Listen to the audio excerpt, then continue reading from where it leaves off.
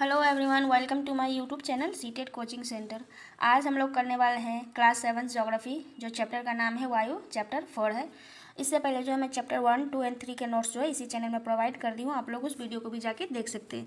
Channel को आप लोग सब्सक्राइब कर लीजिएगा। इस प्रकार के और भी जो है वीडियो मैं लाती रहूँगी। और जो है आप लोग वीडियो को लाइक नहीं करते हैं तो वीडियो को देखते टाइम अगर पसंद आए तो लाइक कर दिया कीजिए और चैनल को थोड़ा शेयर भी कर दीजिए ताकि जो वीडियो है सभी बच्चों तक पहुंच पाए। तो चलिए, एग्ज़ाम बहुत नज़दीक है, टाइम ना वेस्ट करते हुए अपना जो है चैप्टर को शुरू करते हैं। चैप्टर का नाम है वायु। हमारी पृथ्वी चारों ओर से वायु की घनी चादर से घिरी हुई है, जिसे वायुमंडल कहते हैं। तो वायुमंडल किसे कहते हैं? जो पृथ्वी के चारों ओर वायु जो है घनी चादर से घिरी हुई है और जिसे ही क्या कहा जाता है? वायुमंडल कहा जाता है। हमारी जो पृथ्वी है वायु की जो घनी चादर से घिरी हुई है और इसी को क्या कहा जाता है? वायुमंडल कहा जाता है। कार्बन डाइऑक्साइड वायुमंडल में फैलकर पृथ्वी से विकिरित ऊष्मा को पृथ्वी पर रोककर ग्रीन हाउस प्रभाव पैदा करती है, इसलिए इसे जो है ग्रीन हाउस गैस भी कहा जाता है। तो ग्रीन हाउस गैस किसको कहा जाता है? तो ग्रीन हाउस गैस जो है कार्बन डाइऑक्साइड को कहा जाता है। इसमें से यही याद रखना है कि ग्रीन हाउस गैस किसको कहा जाता है? तो कार्बन डाइऑक्साइड को ग्रीन हाउस गैस कहा जाता है। उसके बाद देखते हैं वायुमंडल में जो विभिन्न प्रकार की गैसें पाई जाती है, तो कितना कितना परसेंट पाई जाती है, इसको देख लेते हैं। डाटा बेस्ड है, आप लोग याद रखिएगा कि कितना परसेंट क्या कौन सी गैस मिलती है। एग्जाम में बहुत बार पूछ लिया जाता है। तो वायुमंडल में गैस कितना है? नाइट्रोजन है 78%, 78% जो है नाइट्रोजन है वायुमंडल में। फिर जो है ऑक्सीजन जो है 21% ऑक्सीजन है। फिर कार्बन डाइऑक्साइड कितना है? तो 0.03% जो है कार्बन डाइऑक्साइड है। आर्गन कितना है? तो 0.93% जो है आर्गन वायुमंडल में है। फिर अन्य गैसें भी है 0.04% अन्य गैस है। तो सबसे ज़्यादा कौन सा गैस है पृथ्वी वायुमंडल में? तो नाइट्रोजन। इसको याद रखना है। कितना परसेंट है इसका? तो 78%। इसमें आप लोगों को दो चीज़ याद रखना है, एक नाइट्रोजन कितना मिलता है और एक ऑक्सीजन कितना मिलता है। तो नाइट्रोजन कितना मिलता है? तो 78% और ऑक्सीजन 21%, याद रखना है। उसके बाद यहाँ बताया गया है नाइट्रोजन और ऑक्सीजन सबसे ज़्यादा वायुमंडल में मिलती है। तो नाइट्रोजन गैस और ऑक्सीजन जो है सबसे ज़्यादा पृथ्वी के वायुमंडल में मिलती है। तो नाइट्रोजन का परसेंट याद रखना है 78% और ऑक्सीजन 21% और अन्य गैसें जो पाई जाती हैं। आप लोग जो है याद कर लीजिएगा इस चीज़ को। उसके बाद हम लोग देखते हैं एनसीईआरटी बुक में बताया गया है वायु चक्र के बारे में। तो चलिए इसको हम लोग जानते हैं वायु चक्र क्या है, कैसे होती है। तो वायु चक्र, जब वायु गर्म होती है तो फैलती है और हल्की होकर ऊपर उठती है। ठंडी वायु सघन होती है और भारी होती है, इसलिए इसमें जो है नीचे रहने की प्रवृत्ति होती है। गर्म वायु के ऊपर उठने पर आसपास के क्षेत्रों से ठंडी वायु रिक्त स्थान को भरने के लिए वहाँ आ जाती है। इस प्रकार वायु चक्र चलता है। तो उसमें क्या याद रखना है कि वायु जो है जब गर्म होती है तो फैलती है और जो है गर्म वायु हल्की होती है और वो जो है हल्की होने के कारण ऊपर उठती है। और ठंडी वायु जो है वो क्या है? सघन होती है, जिस कारण वो जो भारी होती है और नीचे रहने की प्रवृत्ति इसमें पाई जाती है। गर्म वायु जब ऊपर जब उठने लगती है तो आसपास के क्षेत्रों से ठंडी वायु जो है आ जाती है। कहाँ? तो रिक्त स्थानों को भरने के लिए वहाँ आ जाती है। इसी प्रकार जो है वायु चक्र चलता रहता है। तो इसमें हम लोग यही याद रखेंगे कि वायु चक्र जो है किस प्रकार काम करती है। फिर हम लोग देखते हैं वायुमंडल की संरचना। वायुमंडल की संरचना किस प्रकार हुई है? तो वायुमंडल की संरचना जो है उसको 5 परतों में जो विभाजित किया गया है। तो वायुमंडल की संरचना 5 परतों में हमारा वायुमंडल विभाजित है। तो कौन कौन से? क्षोभ मंडल, समताप मंडल, मध्य मंडल, बाह्य मंडल और एक बहिर्मंडल। याद रखना है वायुमंडल को हम लोग कितने परतों में विभाजित कर सकते हैं? तो 5 परतों में। तो कौन है नंबर 1 पे? पहले है क्षोभ मंडल, फिर है समताप मंडल, फिर मध्य मंडल, बाह्य मंडल और एक बहिर्मंडल। तो 5 जो है परतों में हम लोग वायुमंडल की संरचना को विभाजित कर दी है। अब इसको हम लोग पढ़ते हैं पांचों परतों को। तो यहाँ पे जो है वायुमंडल के बारे में क्या बताया गया है? वायुमंडल जो है हमारी पृथ्वी चारों ओर से गैस की परत से घिरी हुई है, जिसे जो वायुमंडल कहा जाता है। इसको हम लोग ऊपर भी देखिए कि वायुमंडल किसे कहा जाता है। तो हमारी पृथ्वी जो है चारों ओर से गैसों से घिरी हुई है। इन्हीं गैसों के परतों को क्या कहा जाता है? वायुमंडल कहा जाता है। उसके बाद जो हम लोग है इन जो परतों को है आज हम लोग समझने का प्रयास करते हैं। तो पहले क्या आता है? पहले आता है क्षोभ मंडल। 5 परतें होती है वायुमंडल की। तो पहला है क्षोभ मंडल। इसमें क्या होता है? इसमें मौसम संबंधित घटनाएं होती है, जैसे वर्षा, बाढ़, भूकंप इत्यादि जो होती है। कहाँ होती है?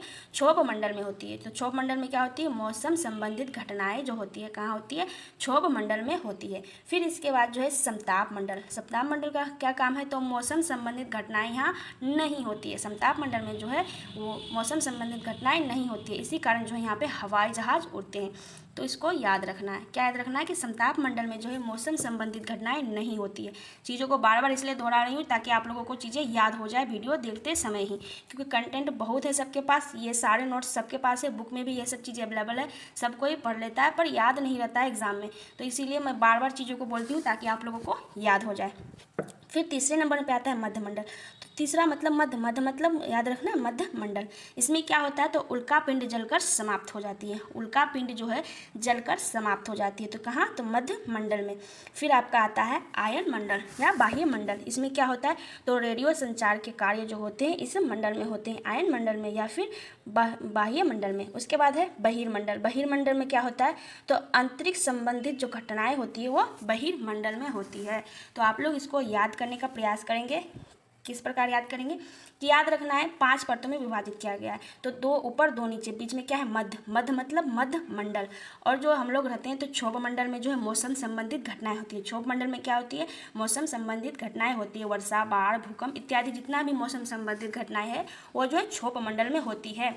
इससे ऊपर जाइएगा तो हम लोग से ऊपर क्या उड़ता है, हवाई जहाज उड़ता है। तो यहाँ पे मौसम संबंधित घटनाएं नहीं होती है। कहाँ, तो समताप मंडल में, जो क्षोभ मंडल के ठीक ऊपर पाया जाता है समताप मंडल।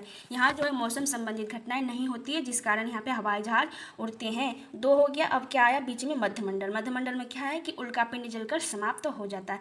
जो हम लोग कहते हैं ना कि तारा टूट गया, तो वही है उल्कापिंड। उल्कापिंड जो है जलकर समाप्त हो जाता है कहाँ, मध्य मंडल में। फिर उससे ऊपर हम लोग जाएंगे तो आयन मंडल या फिर बाह्य मंडल इसको कहा जाता है। इसमें रेडियो संचार संबंधित घटनाएं होती है। फिर जो है लास्ट में 5वें नंबर पे बहिर्मंडल। इसमें क्या होता है, तो अंतरिक्ष संबंधित क्रिया जो होती है बहिर्मंडल में। आप लोग 2-4 बार वीडियो को जो है देखिएगा पॉज कर करके, तो चीज़ें जो है याद हो जाएगी, या फिर कॉपी में नोट डाउन कर लीजिए। फिर हम लोग देखते हैं अब वायुमंडल की जो कुछ विशेष बातें हैं उसको देख लेते हैं। वायुमंडल जो है 1600 किलोमीटर की ऊंचाई तक फैला है। हमारा जो वायुमंडल है वो कितने किलोमीटर की ऊंचाई तक फैला है, तो 1600 किलोमीटर की। मैं डाटा इसलिए लिखी हूँ क्योंकि एनसीईआरटी में दिया गया है इस चीज़ को, तो इसलिए काफ़ी इंपॉर्टेंट हो जाता है। तो आप लोग याद रखिएगा वायुमंडल जो है 1600 किलोमीटर की ऊंचाई तक फैली हुई है।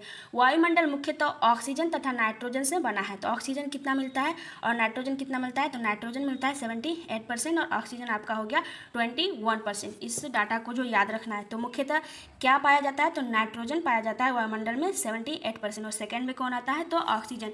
दोनों गैस जो है प्रमुख गैस है जो वायुमंडल में पाई जाती है। देखिए वहाँ पे ऑक्सीजन की मात्रा दी हुई है 21% और नाइट्रोजन की मात्रा दी हुई है 78%।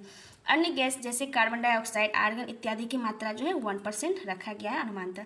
उसके बाद यहाँ पे क्या बताया गया है, नाइट्रोजन। नाइट्रोजन का क्या काम है, तो नाइट्रोजन मनुष्य की वृद्धि के लिए आवश्यक है। कार्बन डाइऑक्साइड पौधे की वृद्धि के लिए आवश्यक है। नाइट्रोजन जो है मनुष्य की वृद्धि के लिए आवश्यक है, कार्बन डाइऑक्साइड जो है पौधे की वृद्धि के लिए आवश्यक है। तो आप लोगों को यहाँ से याद रखना है। फिर घनत्व, वायुमंडल के समुद्री तल पर सबसे अधिक होती है और जैसे जैसे ऊपर जाती है या तेजी से क्या होती है, घटती है। तो घनत्व क्या है, वायुमंडल का घनत्व जो है समुद्री तल पर सबसे अधिक होती है। समुद्री तल पर क्या होती है, सबसे अधिक होती है। और जैसे जैसे जो ये ऊपर जाने लगती है तो तेजी से जो क्या है, घट जाती है। तेजी से क्या होती है, घट जाती है। क्या याद रखना है कि वायुमंडल का जो घनत्व है वो समुद्री तल पर सबसे अधिक होती है और जैसे जैसे जो है ऊपर की ओर जाती है तो तेजी से क्या होता है, घटने लगती है। इस चीज़ को याद रखना है क्योंकि इससे जो प्रश्न पूछा गया है, तो आप लोग याद रखिएगा। फिर जो है यहाँ पे ऊपर जाने पर तापमान भी घटता है। ऊपर जाने पर क्या होता है, तापमान घटने लगता है। ये सब पॉइंट जो एनसीईआरटी में दिया गया है मैं नोट की हूँ। ये सब जो है कि आप लोगों को छान करके जो चीज़ दिया जाता है वही है। होता है कि बुक नहीं पढ़ पाता है तो ये जो है नोट्स उसको बहुत बेनिफिट करेगा, और जो बुक पढ़ लिया उसके लिए तो और भी ये जो है हलवा का काम करेगा, बहुत ही अच्छा है। ऊपर जाने पर तापमान भी जो है घटता है। ऊपर जाने पर क्या होता है, तापमान घटता है।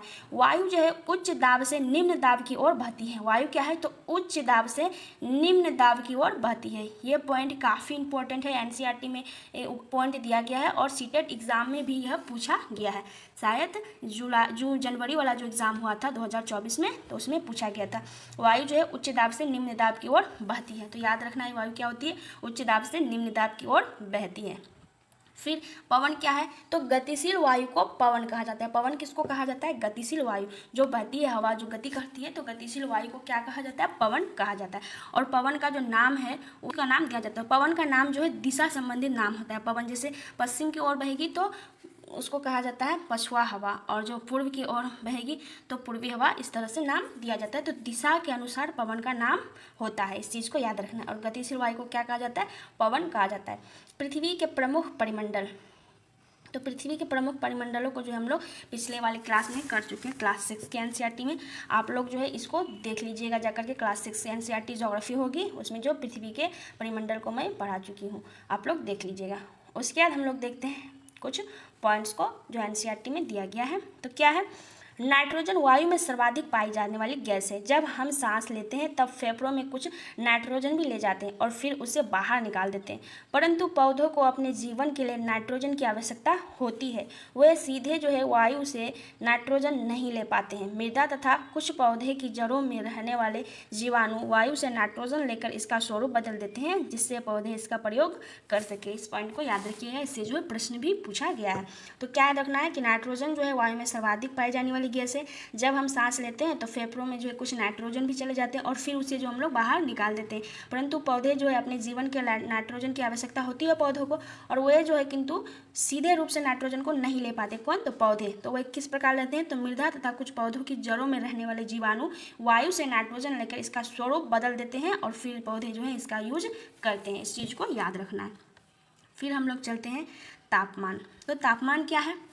हम प्रतिदिन जिस तापमान का अनुभव करते हैं वो वायुमंडल का तापमान होता है। तो हम लोग कहते हैं ना कि वो गर्मी लग रहा है, ठंडा लग रहा है, वर्षा आ गया, जो जिस तापमान का हम लोग प्रतिदिन जो महसूस करते हैं, अनुभव करते हैं, वही है वायुमंडल का तापमान। तापमान को मापने की मानक इकाई क्या है? तो डिग्री सेल्सियस है। तो इस चीज़ को याद रखना है कि तापमान को मापने की इकाई का नाम क्या है? तो डिग्री सेल्सियस। इसका आविष्कार एंडर्स सेल्सियस ने किया था, इसलिए इसको जो डिग्री सेल्सियस नाम पड़ा है। तो तापमान को मापने की इकाई क्या है? तो डिग्री सेल्सियस। सेल्सियस पैमाने पर जल 0 डिग्री सेल्सियस पर जमता है और 100 डिग्री सेल्सियस पर उबलता है। यह पॉइंट एनसीईआरटी में दिया गया है, मैं नोट कर ली हूँ, आप लोगों को भी हेल्प करेगी। तो इसे याद रखना है, सेल्सियस पैमाने पर जल जो है 0 डिग्री सेल्सियस पर जमता है और जो है 100 डिग्री सेल्सियस पर उबलता है। काफ़ी इंपॉर्टेंट पॉइंट्स हैं। तो 0 डिग्री सेल्सियस पर जमता है जल और 100 डिग्री सेल्सियस पे जो है उबलता है, याद रखना है। फिर यहाँ पे नोट है, ये क्या है? चांद पर वायु नहीं होती, अतएव वहाँ जो है वायुमंडल भी नहीं होती है। अंतरिक्ष यात्री जब चांद पर जाते हैं तो वह विशेष रूप से सुरक्षित हवा से भरी हुई अंतरिक्ष पोशाक पहनते हैं। यदि वह यह पोशाक नहीं पहनेंगे तो क्या होगा? उनका शरीर में विपरीत बल लगने के कारण उनकी रक्त शिराएं फट सकती है, जिससे अंतरिक्ष यात्री को रक्त स्रावित हो सकता है, जिससे जो अंतरिक्ष यात्री की रक्त स्रावित हो सकती है। तो इसी कारण है जो अंतरिक्ष यात्री अपने साथ जो अंतरिक्ष पोशाक पहन के जाते हैं। क्यों? क्योंकि अगर अतिरिक्त बल, विपरीत बल लगने के कारण इसकी रक्त शिराएं जो फट सकती है, तो इस चीज़ को याद रखना है। उसके बाद हम लोग देखते हैं पवन। तो वह पवन क्या है? उच्च दाब क्षेत्र से निम्न दाब क्षेत्र की ओर वायु की गति को पवन कहते हैं। तो गतिशील वायु को क्या कहते हैं? तो पवन कहते हैं। और पवन कैसे बहती है? तो उच्च दाब क्षेत्र से निम्न दाब क्षेत्र की ओर वायु गति करती है। पवन की मुख्य 3 प्रकार होते हैं। पवन को जो मुख्यतः 3 प्रकार में विभाजित किया जा सकता है। तो चलिए उन तीनों प्रकारों को हम लोग देखते हैं। नंबर 1 पे अस्थायी पवनें। अस्थायी पवनें क्या है? तो व्यापारिक पश्चिमी एवं पूर्वी पवनें स्थानीय पवनें हैं। तो स्थानीय पवन कौन कौन से? तो व्यापारिक पश्चिमी एवं पूर्वी पवनें क्या है? स्थानीय पवनें हैं। यह वर्ष भर लगातार निश्चित दिशा में ही चलती रहती है, यह है स्थानीय पवनें। उसके बाद हम लोग दूसरे नंबर को देखते हैं। तो दूसरे नंबर पर आती है मौसमी पवनें। मौसमी पवनें में क्या है?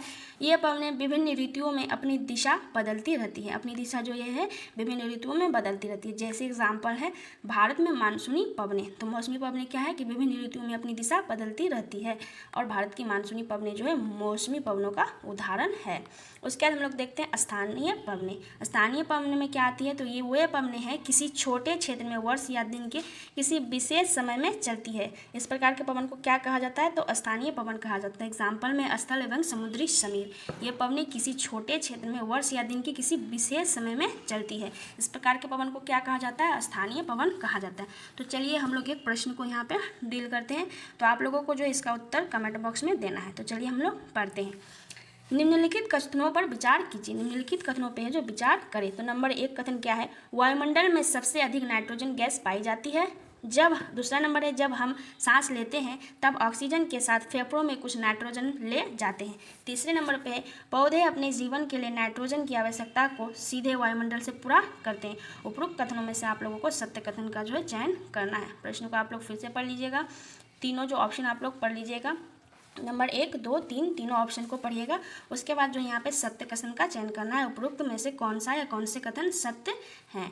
तो आप लोगों के ऑप्शंस यहाँ दिए गए हैं, आप लोग ध्यान से पढ़िएगा। उसके बाद इसका जो उत्तर देने का प्रयास कीजिएगा। इसका जो ऑप्शन है केवल 1 और 2, या फिर यहाँ पे दूसरे नंबर पे है केवल 2 या 3, फिर तीसरे में है 1 या 3 और चौथे में 1, 2 तीनों सही है। तो आप लोगों को जो इसका आंसर कमेंट बॉक्स में देना है। तो आप लोग को इस क्वेश्चन को ध्यान से पढ़िएगा और इसका आंसर जो है देने का प्रयास कीजिएगा। अगर वीडियो ऐसी लगी है तो लाइक कर दीजिएगा और जो वीडियो को थोड़ा शेयर कर दिया कीजिए ताकि दूसरे बच्चों को भी जो है हेल्प हो जाए। मिलते हैं नेक्स्ट वीडियो में। धन्यवाद।